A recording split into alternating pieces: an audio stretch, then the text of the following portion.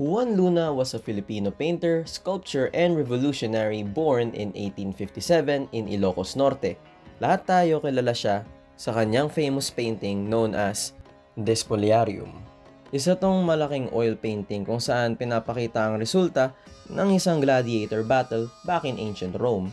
But it shows more than that because to us Filipinos, it is a direct portrayal kung paano tayo nagsasuffer sa ilalim ng mga Espanyol. Juan Luna painted a lot. However, in this video, I want to highlight a specific painting na ginawa niya na hindi masyadong pinag-uusapan sa mga school. And that would be The Death of Cleopatra painted by Juan Luna back in 1881. At para mas ma-appreciate natin ang painting, we have to understand sino muna si Cleopatra. Cleopatra was the last active ruler of the Ptolemaic dynasty in Egypt.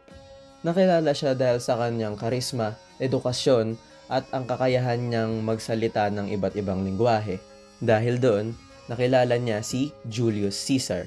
Julius Caesar was one of the most powerful men in history. Isa siyang Roman general, at siya ang naging dahilan kung bakit naging Roman Empire ang dating Roman Republic. And so, Julius Caesar and Cleopatra became a couple. However, their relationship is not confirmed kung minahal ba talaga nila ang isa't isa. Let's just say that their relationship was more of a political strategy because Cleopatra wanted to secure her Egyptian throne while Caesar wanted to gain control over Egypt. And of course, while Julius Caesar was in Egypt, nagkaroon sila ng anak na sobrang haba ng pangalan, so we'll just refer to this person as Caesarion, also known as Little Caesar. Ngayon, kung iisipin mo, pag namatay si Julius Caesar, mamamana kaya ni Caesarion ang buong Roman Empire? Well, dito na papasok si Octavius, also known as Octavian. Hindi biological son ni Julius Caesar si Octavian, however, he was adopted and legally siya yung tinitignan na papalit sa kanya. And because of that, mas pinili ni Julius Caesar si Octavian kaysa ang kanyang biological son na si Caesarion.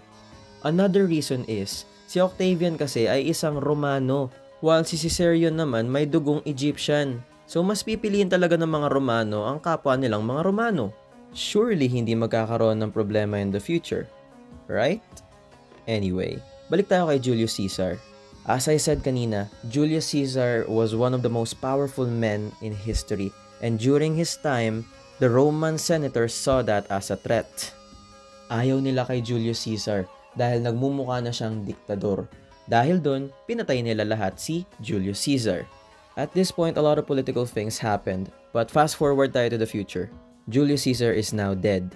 And dito na papasok si Mark Antonius. Mark Antonius was a general of Julius Caesar. In fact, second in command siya. And let's just say na he was very loyal to Julius Caesar. Loyal in a way na pag namatay ka, aagawin niya yung asawa mo. And the Romans saw that as a betrayal. So how was Cleopatra and Mark Antonius' relationship was different with Julius Caesar? As I said, ang relationship ni Cleopatra and ni Julius Caesar was more of a political strategy. And yes, medyo ganun na rin yung relationship niya with Mark Antonius. However, the main difference is, medyo may pagka-romance talaga sila according to ancient sources. In fact, nagkaroon pa nga sila ng 3 anak over a decade.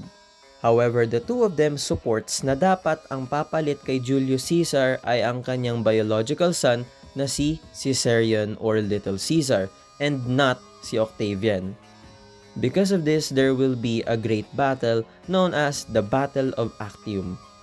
The Battle of Actium was a naval battle, so labanan to sa dagat, where the forces of Octavian and the combined forces of Mark Antony and Cleopatra met. And let's just say, natalo ang puwersa ni Cleopatra at Mark Antonius. Mark Antonius and Cleopatra committed suicide. And no, hindi sila magkasama. They committed suicide separately. Dahil mas gusto nila magpakamatay kaysa mahuli sila ni Octavian. While Little Caesar or Caesarion was captured by Octavian and of course, rest in peace. Back to the painting. Makita niyo sa painting ang lifeless body ni Cleopatra. It was believed that she committed suicide by drinking poison. As you can see, may kasama din siyang 2 tao. Yung isa patay na, yung isa mamamatay pa lang. These were her maidservants. This is to emphasize loyalty. Makikita mo rin na yung painting ay puno ng Egyptian decorations, tulad ng column, statue at saka yung pananamit nila. Sila talaga ay royalty.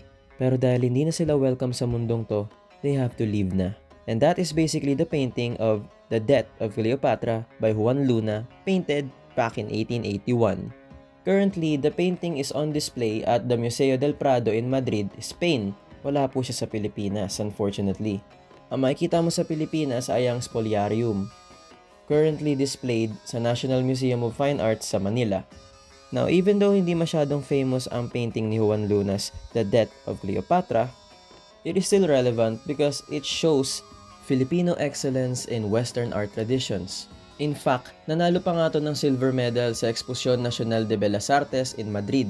And for me, this is not just a painting. It shows the tragic ending kung paano nagsimula ang Roman Empire, kung paano tumaas sa kapangyarihan ng unang imperyo ng Rome, Gaius Julius Caesar Octavianus, also known as Octavian, famously quoting, "Two Caesars is one too many," kaya pinapatay niya si Caesarion.